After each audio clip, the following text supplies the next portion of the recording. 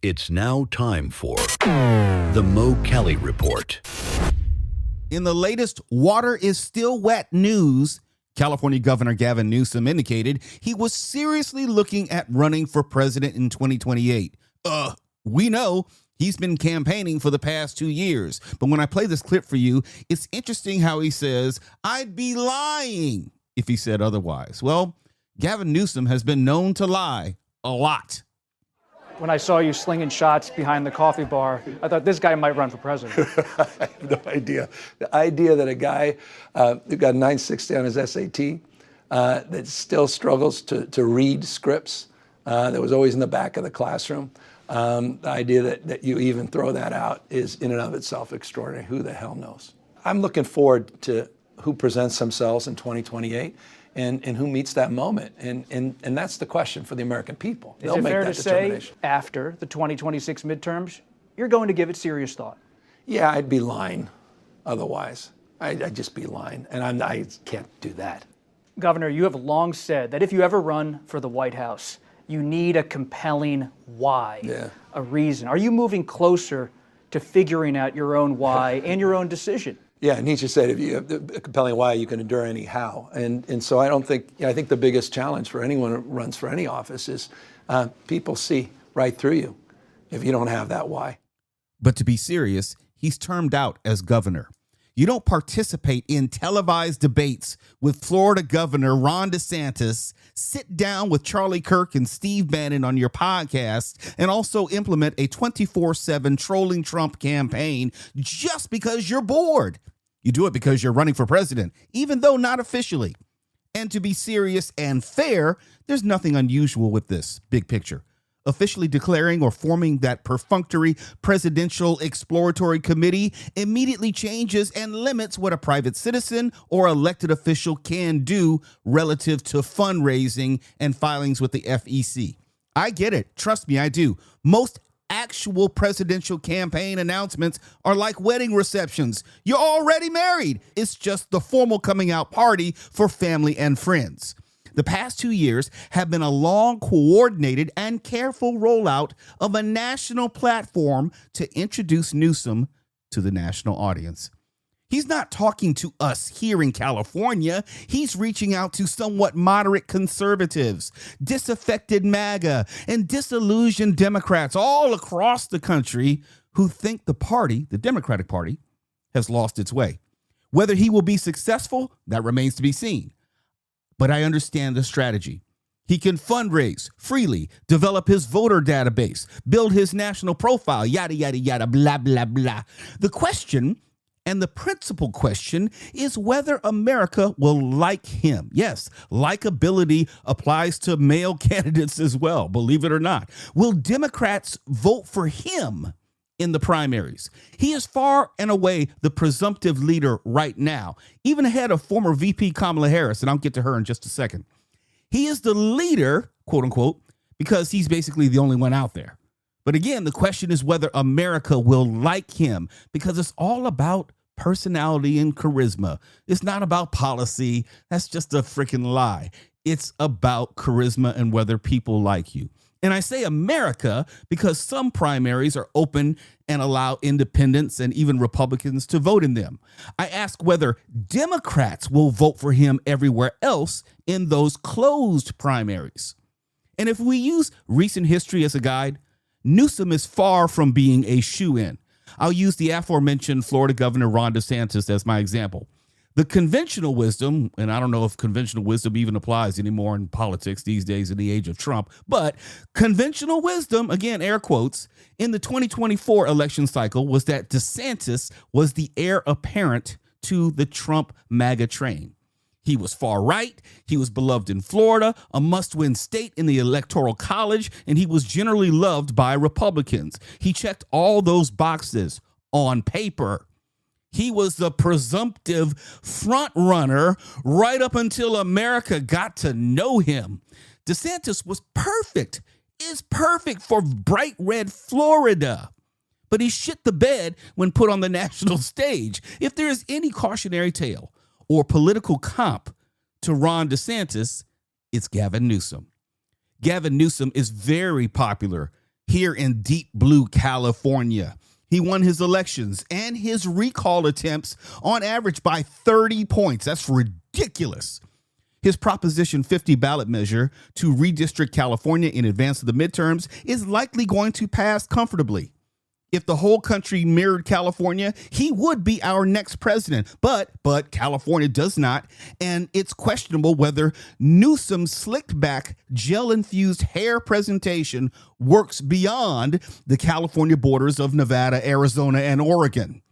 There is literally zero to suggest he is a shoo-in to become the Democratic nominee or president if you've been paying attention. And if you know your history, for whatever it's worth, Bill Clinton came out of nowhere. John Kerry came out of nowhere. Hell, Donald Trump came out of nowhere. I'm talking about people who came out of nowhere to get their respective parties' nominations. Joe Biden, when he finally won the nomination, running for president a second time, he came out of nowhere, almost dropped out in the 2020 election cycle. This is, as they say, an inexact science. If you love Gavin Newsom, good for you. He still has to come home for Thanksgiving dinner and meet the parents, as they say in politics. You liking him doesn't mean America or even America's Democrats will like him as they get to know him. Just a word of caution. Now let's get to former Vice President Kamala Harris. In recent weeks, she's been on her book tour for 107 days. That's the name of the book, 107 days, not how long she's been on book tour. Well, it might be the same at this point. But it's a memoir of sorts, or an autopsy of what happened during the 2024 election cycle and her ultimately failed presidential bid. When the first poll quotes came out, and those are the quotes pulled out by the publisher to generate interest in news coverage, I was genuinely surprised. There are memoirs that politicians will write for the purpose of, telling their life story and endearing themselves to the American public, and they tell of their struggles and how they grew up and all that kind of stuff. That's the first type of memoir. And then there are memoirs that people write at the end of their careers. They name names, they parse blame, they point fingers, and they generally end friendships. You do that at the end of your career because you're probably not going to come back. When you go into great detail, how you felt the Biden staff undermined you and your candidacy, you're talking about the second type of memoir. When you say America probably wasn't ready for a presidential ticket featuring both a black woman and a gay man, as in Pete Buttigieg as VP, you're probably in the realm of the second type of memoir.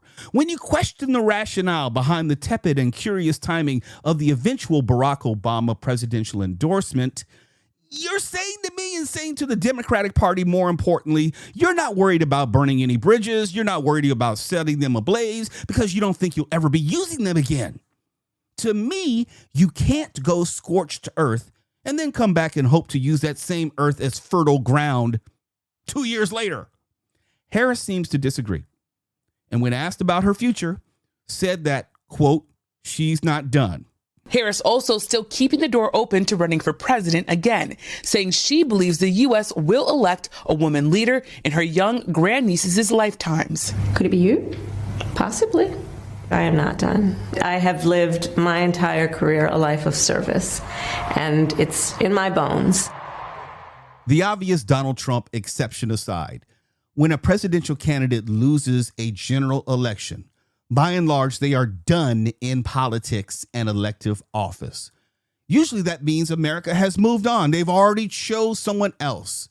America's not that into you. And I know that sounds crass, but that's generally the prevailing ideology and thinking when a presidential candidate loses a general election. You don't usually get two bites at that apple. Again, the obvious Donald Trump exception aside. Maybe the former VP Kamala Harris believes that with a full primary schedule, she can better ingratiate herself with Democratic and moderate independent voters. That's unlikely. There's not historical evidence to support that, if she should happen to believe that. Now, I could argue that everything Harris alleges in her book about the Biden team, America, its homophobia, its racism, and the lukewarm Obama response was accurate. I could make a damn good argument that she told no lies. I could also argue that Harris had every right to tell her truth and to tell it her way, even putting it in a book for you and me to buy. I can easily make that argument. That was her right, and that was her choice. But as well, I can also easily argue that because of those choices, because of those decisions, she likely has no shot of gaining the full support of the Democratic Party, that apparatus, or the key players and kingmakers who she would require for donor support. There are things beyond likability. There is a machine attached to politics. Let me just tell you this as I close. Politics is consistent. It is dirty. It is unfair. It has a long memory. It is racist. It is sexist. It is homophobic. Why? Because politics is a microcosm and a reflection of the worst of America, not the best.